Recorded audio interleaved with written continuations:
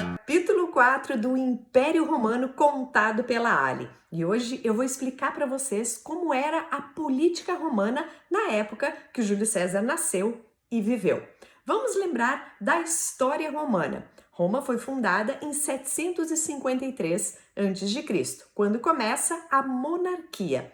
Historicamente, teve 7 reis. A monarquia acabou em 509 a.C., quando começa a República Romana. República vem de res publica, coisa pública, porque a partir de então a ideia era em que todos os cidadãos participassem das decisões do Estado. E a República Romana começa em 509 a.C. e vai até 27 a.C., quando começa o Império Romano.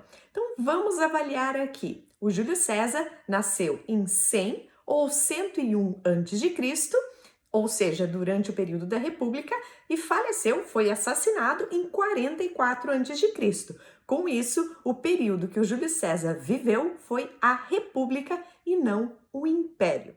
A República Romana tinha basicamente 3 poderes mais um. Eu vou explicar de forma bem geral, já que algumas modificações podem ter acontecido ao longo desses séculos que durou a República Romana. Começou em 509 a.C. e foi até 27 a.C.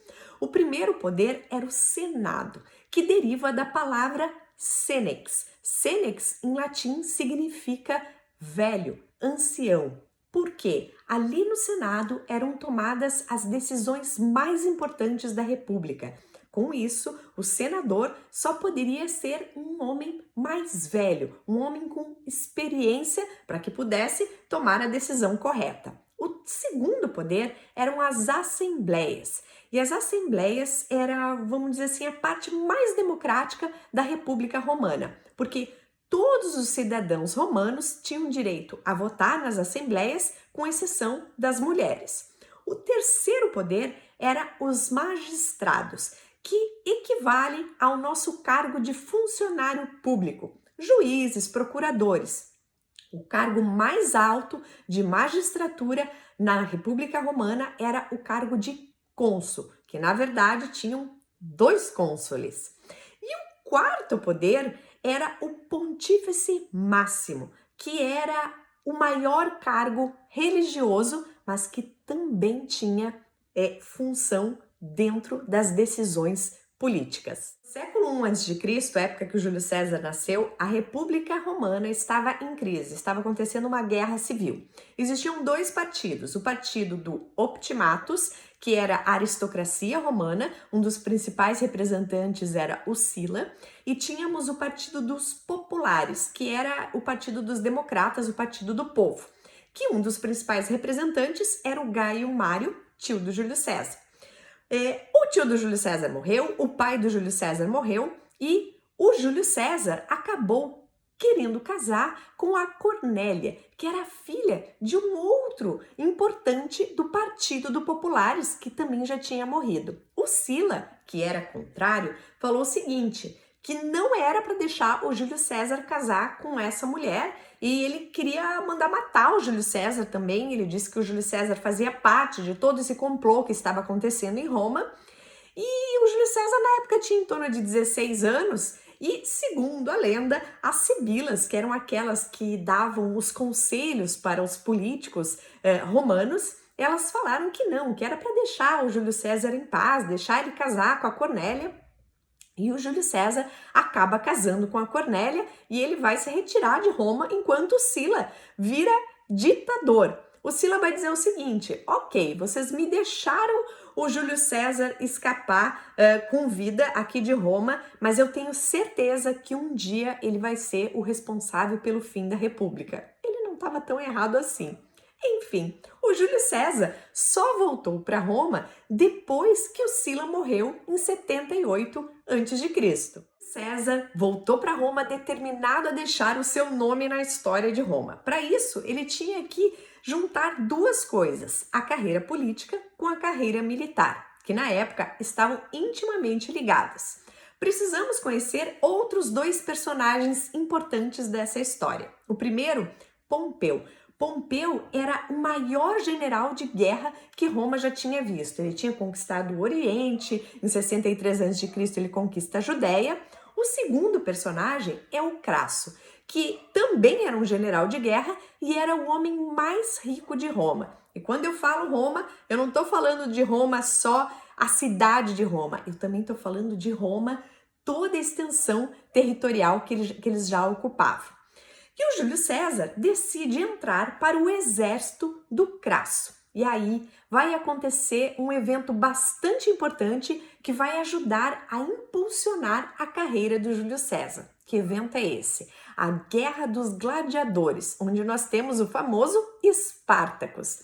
Em 71 a.C., o Júlio César vai dar uma ideia, uma estratégia de guerra, que aliás era uma das grandes virtudes do Júlio César, estratégia de guerra. Ele vai ajudar o Crasso a vencer o Espartacus. Quem era o Espartacus? Espartacus era um ex-gladiador que resolveu juntar um exército enorme, milhares de homens, para tentar conquistar Roma. E ele estava chegando perto de Roma, a ponto de quase conquistar mesmo. Ele foi ganhando as guerras, aumentando o exército e estava chegando pertinho de Roma, quando os romanos tinham que tomar alguma atitude. O Pompeu saiu para um lado, o Crasso com o Júlio César saiu para o outro, e o Júlio César vai dar essa ideia que vai fazer com que eles vençam o Espartacus. Acontece que alguns soldados do Espartacus conseguiram fugir. E o Pompeu capturou esses soldados e voltou para Roma antes do Júlio César e do Crasso e disse que ele que tinha vencido essa guerra. Quando o Crasso e o Júlio César voltaram para cá, já estava todo mundo comemorando a vitória contra o Espartacus. Depois de muita confusão, os três conseguem chegar em um acordo e vão formar em 60 a.C. o que a gente costuma chamar de primeiro triunvirato: Júlio César, Crasso e Pompeu. O Júlio César, em sinal de lealdade ao Pompeu, já que ele fazia parte do exército do Crasso, ele vai dar a sua única filha, a Júlia, filha da Cornélia com ele, para casar com o Pompeu. O Crasso, ele vai se dar conta do seguinte, que para ele ser tão bom, tão grande quanto o Pompeu, ele precisava conquistar novos territórios. E resolve se aventurar na conquista dos partos. E aí acontece um probleminha. O Crasso vai morrer. Mesmo ele tendo um exército mais forte, ele vai perder a batalha. E aí dizem que ele morreu... que jogaram, ele era o homem mais rico do mundo, né? Dizem que jogaram ouro derretido pela boca dele para ele morrer comendo ouro, engolindo ouro, já que ele era assim tão ganancioso, que ele tinha tanto dinheiro. Com isso, vamos lá, tínhamos 3, Crasso morreu. O Júlio César, em 58 a.C., ele vira governador da Gália. E aí, eu não vou contar essa parte da história. Sabe por quê? Esse é o nosso a seguir cenas do próximo capítulo.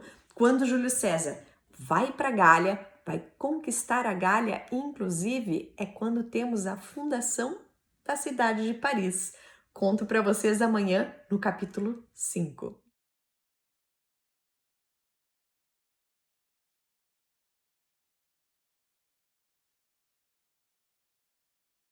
Vamos ver os 3 períodos da... Gente, olha só, como é que consegue gravar uma aula para vocês se os cachorros do vizinho não param de latir? Isso aqui são os bastidores, viu?